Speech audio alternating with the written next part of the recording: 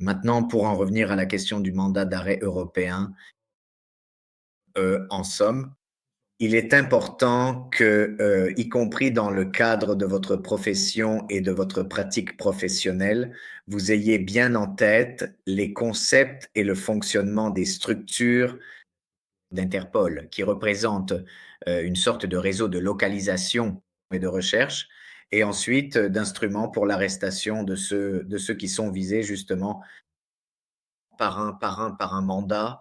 Nous avons déjà, lors des leçons précédentes de l'ASE 1, décrit, certains aspects d'Interpol. Maintenant, de manière générale, j'aimerais un instant, en somme, vous rappeler quelle est la structure d'Interpol, comment elle fonctionne et quels sont surtout les types de notices internationales. C'est-à-dire, donc, fondamentalement, la question est: qu'est-ce qu'Interpol? Comment ça fonctionne? Alors, l'organisation Interpol est une organisation internationale, évidemment, ou plutôt c'est l'Organisation internationale de police criminelle. C'est ce que signifie, l'acronyme, et comme vous le savez, c'est la plus grande organisation de coopération policière internationale avec 195 États membres qui ont adhéré justement au traité. Alors, l'objectif principal d'Interpol est justement de faciliter la collaboration entre les forces de l'ordre, au niveau mondial pour, justement, lutter contre la criminalité internationale. Donc l'objectif principal d'Interpol est de fournir un soutien opérationnel, technique et analytique. Elle a, plusieurs sièges. En ce qui concerne l'Italie, et donc les rapports, que les avocats ont concrètement avec Interpol, lorsqu'ils font des requêtes, des demandes d'accès et cetera et cetera. Eh bien, l'organisation Interpol qui nous intéresse est celle qui a son siège à Lyon, en France. Et donc, elle s'appuie ensuite, sur un réseau de bureaux centraux nationaux, les BCN, Bureau central national, qui se trouvent justement dans chaque État membre. Et donc ces BCN, ces districts d'Interpol au sein des polices nationales, servent de point de liaison entre les autorités nationales et la figure du secrétariat général d'Interpol, qui est justement la figure, disons, l'organisme de liaison et de coordination. Alors, Interpol n'a pas de pouvoir d'arrestation et n'a pas non plus de juridiction autonome. Donc c'est très clair, il est très important de comprendre cela quand on vous dit: «Eh, mais Interpol est en train d'enquêter». Si le client vous dit souvent, comment dire? Ils vivent de fantasmes, presque cinématographiques, n'est-ce pas? Qui viennent peut-être des scénarios, pardon, hollywoodiens. Elle n'a pas de pouvoir d'arrestation autonome ni de juridiction. Le rôle d'Interpol, justement, comme je le disais, est simplement de faciliter la coopération internationale, heu, en mettant donc à disposition des bases de données, des outils d'enquête et des notices de recherche de personnes. Donc des bases de données, qui sont désormais presque toutes électroniques, des outils d'enquête, donc des opérations qui peuvent aussi se développer en activités analogues à celles de la police judiciaire nationale et justement les actes de notification. Donc les principales fonctions, d'Interpol incluent, l'échange d'informations fondamentalement entre les forces de police internationales, le soutien opérationnel, lorsqu'il s'agit de justement mettre au point des enquêtes, des opérations d'enquête transnationales, la gestion des notifications internationales. Et c'est là qu'intervient le thème de la fameuse notice, Red Notice, comme nous le verrons, etc., etc. Les notices, n'est-ce pas, qui en réalité ne sont rien d'autre que des notifications pour faciliter justement les arrestations et les enquêtes. Il y a ensuite l'aspect, la mission de formation, d'assistance technique pour les forces de l'ordre. Donc il y a, comment dire, une coopération aussi pour ce qui concerne, la construction de protocoles opérationnels standards entre les forces de police, justement, qui adhèrent au traité international et en général, c'est une fonction très importante du point de vue de la politique criminelle et de l'évaluation, des évolutions de la voire même une évaluation, criminologique, n'est-ce pas? des développements du monde criminel. Voilà, elle a aussi une fonction de surveillance de la criminalité organisée, du terrorisme et du trafic d'êtres humains. Ce qui est très important, en somme, pour un avocat en tant que professionnel du droit, c'est de connaître, ou plutôt, il est absolument essentiel de bien comprendre la typologie des notices d'Interpol. Vous avez souvent entendu parler de Red Notice, de code rouge d'Interpol, et cetera, et cetera. Voyons voir effectivement comment elles sont classées et quel type de notice existe. Interpol utilise justement un système de notification codé par couleur appelé Notices pour la coopération entre les autorités de police internationales. Chaque type de notice a une fonction spécifique. La première est la fameuse notice rouge, le code rouge. Qu'est-ce que le code rouge? C'est la recherche en vue d'une arrestation et d'une extradition.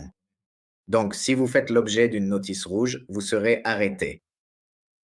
La notice rouge est sans doute la plus connue et également la plus utilisée de toutes les notices d'Interpol. Elle est émise à la demande d'un État membre pour permettre la localisation ainsi que l'arrestation provisoire d'un individu recherché en vue de son extradition. Abidimi, n'est-ce pas? Il était recherché par, si je ne me trompe pas, par, je ne me souviens plus de quel pays, donc on diffuse la notice rouge, on dit en gros, si vous le rencontrez, localisez-le, arrêtez-le provisoirement et ensuite nous ferons la demande d'extradition. Quelles sont les caractéristiques de la notice rouge? Alors, ce n'est pas un mandat, techniquement, ce n'est pas un mandat d'arrêt international, mais une demande de coopération pour l'interpellation d'un individu recherché. Donc, pas un mandat d'arrêt, mais une demande de coopération pour l'interpeller. Elle est publiée dans la base de données d'Interpol et peut être publique ou confidentielle. Il est très important de comprendre qu'une notification, c'est-à-dire une notice, peut être soit publique, soit confidentielle, et nous le verrons plus tard. Car les avocats et même les parties ont une possibilité partielle de vérifier si un individu est visé par une notice rouge en faisant des demandes justement au siège de Lyon. L'arrestation de la personne, justement, qui fait l'objet d'une notice rouge dépend de la législation locale du pays où se trouve l'individu, qui peut décider de procéder ou non à l'arrestation sur la base ensuite des traités d'extradition bilatéraux ou multilatéraux. C'est-à-dire donc notice rouge, je vous interpelle, je le dis de manière extrêmement vulgaire, je vous emmène en gros au poste de police, je regarde qui a émis cette notice rouge, je fais les vérifications et ensuite on décidera si on vous met en prison, si on ouvre une procédure d'extradition, etc., etc. Dans la pratique, nous verrons aussi ce qui se passe en Italie. Deuxième type de notice. Donc, nous avons vu qu'il y a la notice rouge, puis il y a la notice bleue, le code bleu. Le code bleu d'Interpol est ce code, ce type de notice qui active la collecte d'informations. C'est-à-dire que les notices bleues sont émises pour obtenir des informations sur un individu. Donc, généralement, on demande des informations du type identité, localisation, c'est-à-dire où il se trouve, ce qu'il fait, où, où, où, bref, il, il, il est domicilié, où il séjourne. Et puis, bien sûr, on demande aussi des informations sur les activités criminelles. À travers la notice bleue, on peut aussi demander, de recueillir des déclarations, des témoignages ou même, de suivre les déplacements d'un individu. Donc des activités très similaires à ce que sont l'observation et la filature, voilà, pour utiliser un langage qui est approprié et typique des pénalistes italiens. La notice bleue n'implique donc pas de demande d'arrestation, mais sert simplement à localiser et à surveiller des individus impliqués dans des activités criminelles. Troisième type de notice, la notice verte, donc le code vert. Elle représente une alerte relative au signalement d'une dangerosité. Les notices vertes servent à avertir les pays membres au sujet de personnes qui représentent une menace pour la sécurité publique.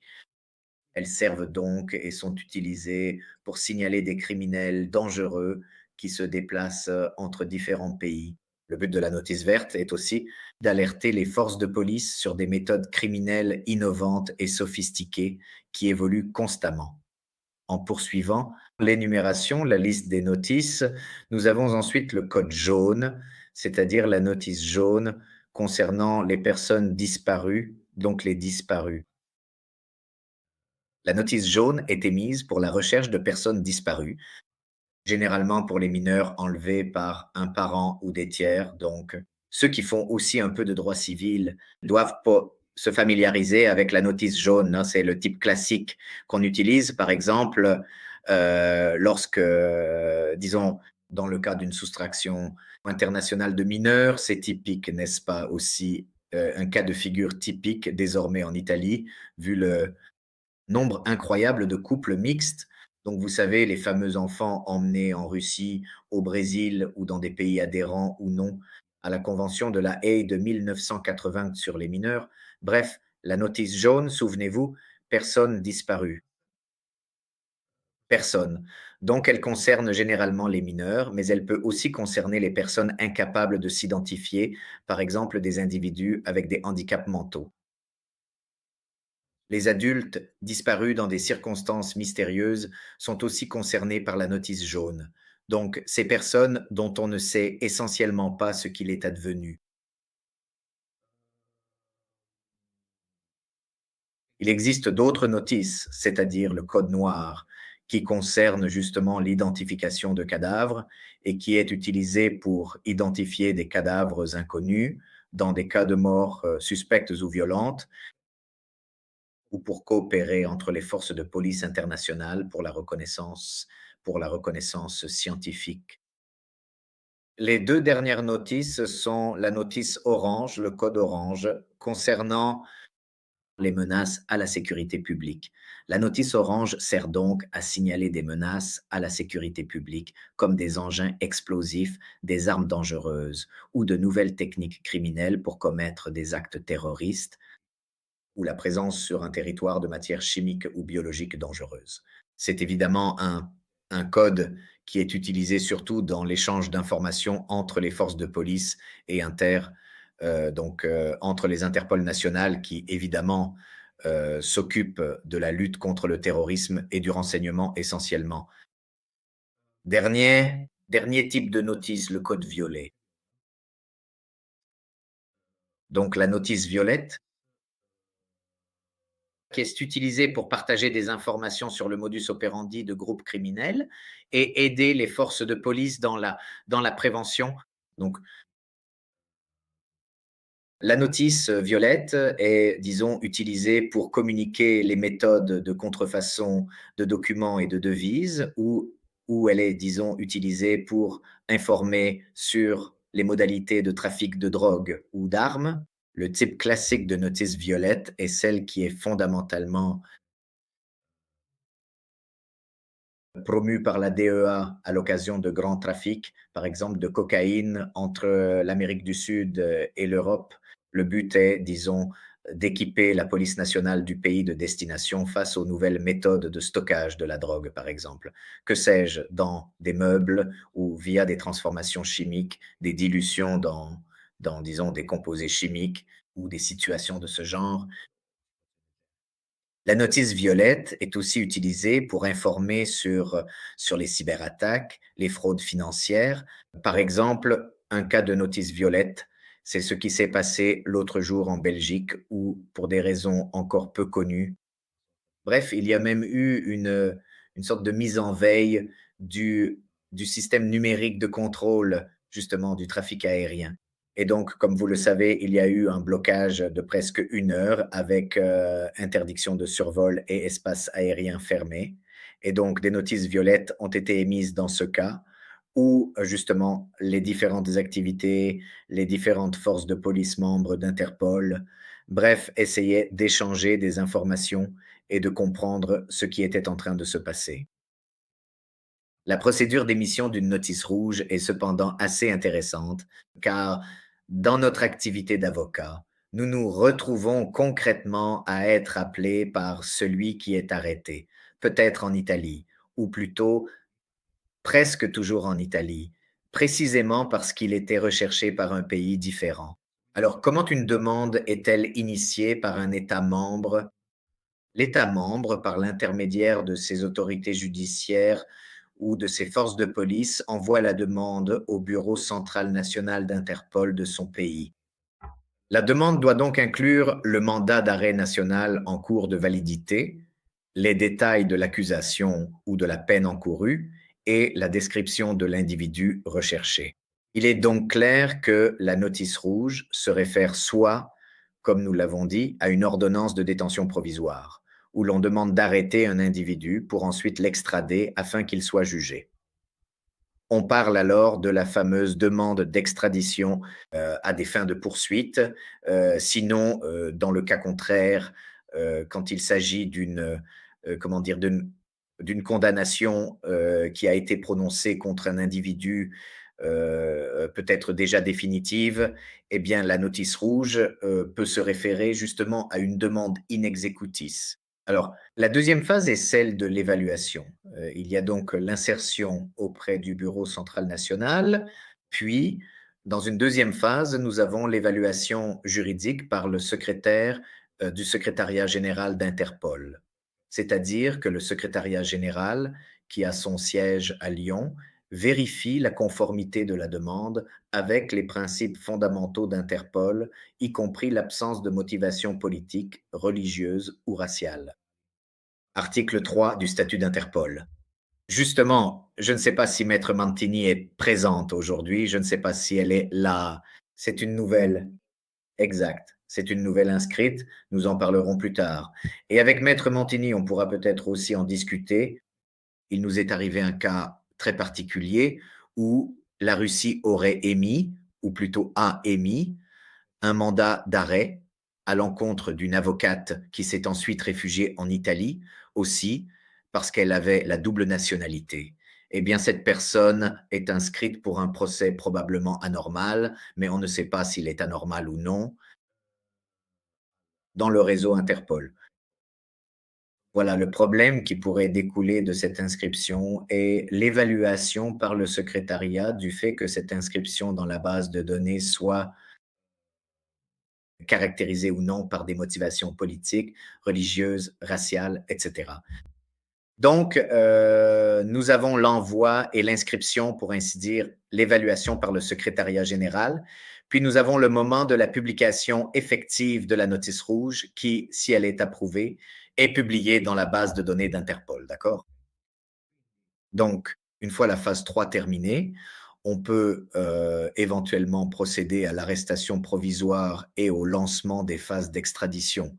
C'est-à-dire, si le sujet, si le sujet, car il doit d'abord être localisé, donc si le sujet est localisé, les autorités locales peuvent procéder à l'arrestation provisoire, mais seulement s'il existe un traité d'extradition avec le pays requérant.